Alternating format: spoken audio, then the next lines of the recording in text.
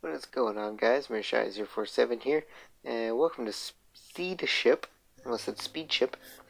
This is a text-based game, where we're a ship AI, and we gotta find a planet for people to live on. So let's jump into it. And when they knew the Earth was doomed, they built a ship. Less like an ark, more like a seed. Dormant, but with potential. Its heart, 1,000 colonists in frozen sleep, chosen and trained to start civilization again on a new world. To control the ship, they created an artificial intelligence that's us, not human, but made to think and feel like one. Because only something that thought and felt like a human could be entrusted with the future of the human race. It's a task monumentous but simple, to evaluate each planet the ships encounter, and decide whether to keep searching or end its journey there. Ship's solar sails propel it faster and faster into the darkness, and the AI listens as the transmissions from ground control fade and then cease. When all's quiet, enters hibernation. After millennia slow travel, the Seedship AI awakes, hoping against hope. It trains its receiver in the direction of Earth's sun, but it's silent as any other myriad of dead stars. Save for the thousands of frozen colonies cradled in their shielding life support systems, the human race is now extinct. Let's do a systems check. Any damage or malfunctions should have woken, but there's still... Yep, everything's fine. We're at a planet. Scan it. We're at the orbit of the third moon of a gas giant orbiting a white dwarf star. Even a brief scan reveals far more information than its builders could have known with their Earth orbit-based telescopes. This planet would not make a suitable living place. No atmosphere, very high gravity, very hot. Let's move on. The AI judges the planet to be unsuitable, turns the scanners away, sails into a long journey through the void. Oh no, an alarm! Wakes us up from hibernation. A rogue asteroid is on collision course with the ship. Oh no! We failed to avoid it. It's about to hit the cultural database. We could hit the landing system instead. Ooh, that doesn't sound good.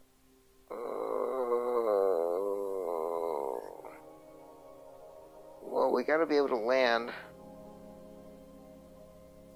Ouch. Minus 29 culture. We enter the orbit of a first planet, blue supergiant star.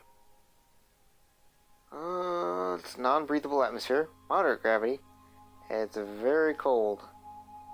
I'm gonna say we're gonna have to move on. Uh-oh. We got struck by a micrometeorite, cosmic speck of dust. But we just got shot, and we lost the resource scanner.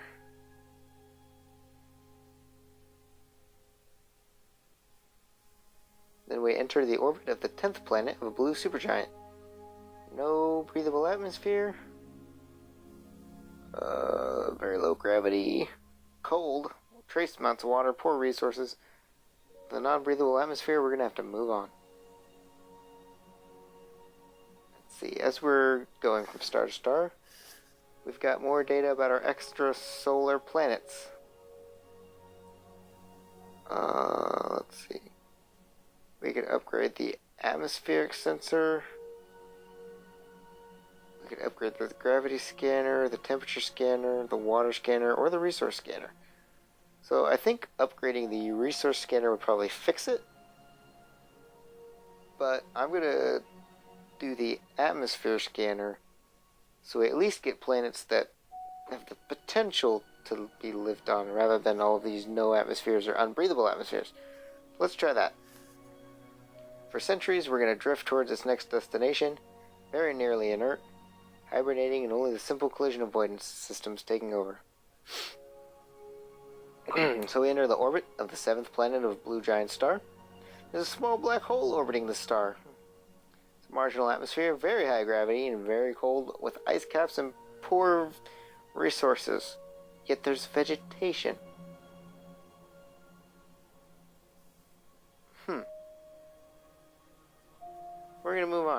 Black hole, no good. Now we're caught in a black hole.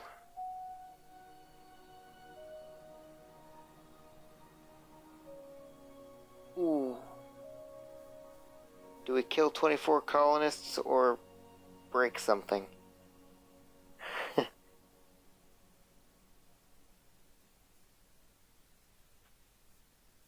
Ooh, this is a tough one.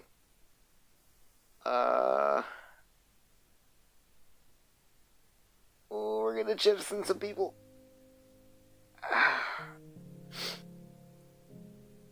Sacrificing some of his charges to save the rest is painful, but it's a decision that the designers prepared it to make. Oof. So we enter the second moon of a gas giant orbiting a blue supergiant star. Star is one of dozens orbiting a massive black hole. Marginal atmosphere, very high gravity. It's hot. Trace water. But there's rich resources, a moon, vegetation, animal life, possible structures, electromagnetic activity. Let's send a surface probe down. Confirms the orbital scanners. The moon is barren, devoid of useful materials. Edible plants, some of them would be edible. Numerous animals. They would be neither useful nor harmful to humans. Oh, the structures are an intelligent species with an atomic age level of technology. Huh. So, there's not a lot of water, and the gravity's pretty rough, but everything else is pretty good here. Except for the massive black hole. You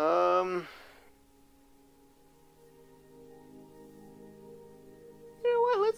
Let's find the colony. Let's see what happens.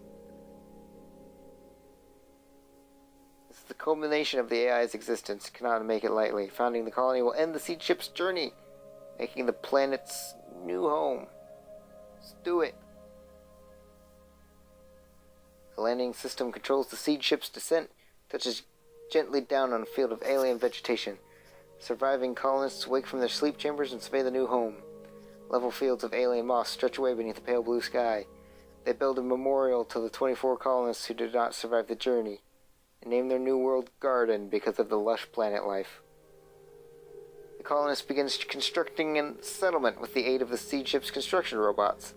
They can leave the ship wearing minimal breathing gear and protective clothing to withstand the scorching heat. The crushing gravity means they can barely move without mechanical assistance, and 99 colonists are killed when partially completed buildings collapse. Colonist farms the native plants for food, taking pressure off the amount of water they can condense from the atmosphere. The planet is rich in metals and other resources, and the scientific database contains a wealth of information on how to make use of them. The colonists managed to maintain a level of technology equivalent to that of Earth when the Seedship was launched. As the colonists expand from their initial settlement, they must find a way to share their new home with the native inhabitants, with the surviving historical information in the cultural database to guide them. The similarity in technological level between the colonists and natives, making relationships easier, the two species end up living in separate parts of the planet and having little contact with one another. Although parts of the cultural database are missing, it still contains much historical information to instruct the colonists in the building of their society. Much art and literature to inspire them. The losses sustained by the colonists make building a new society more difficult. The surviving cultural database is preserved in digital files to which all colonists have access. The colonists lay the foundations of a democracy, but it proves vulnerable to corruption, and wealthy individuals become a de facto ruling class. Gardens level fields of alien moss stretch away beneath a pale blue sky. The colonists live in low, sprawling cities of steel and glass, with buildings sealed against the planet's harsh environment, gathered around water production plants. Poverty, exploitation, and crime are rife. The corrupt elected government does little to alleviate them. Ooh. Colonist culture mostly ignores the native inhabitants who live in their own communities in other parts of the planet. The first cities stand monuments to the 24 colonists who did not survive the journey. and the 99 more who died building the first settlement, along with the Seedship AI that guided humanity to its new home. And there we go. We got a corrupt democracy. Let's see how that compares to the first test game I did.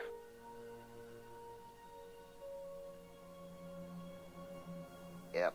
Not a very... not a high score. So, alright. There's the first episode. Thanks for watching, guys. If you enjoyed it, give it a thumbs up. Share it. Let me know if you want to see more of this. It's kind of interesting. It's kind of weird, because for me, there's literally no sound. So I'm going to probably add some music and editing and whatever. So, yeah. Enough of me rambling.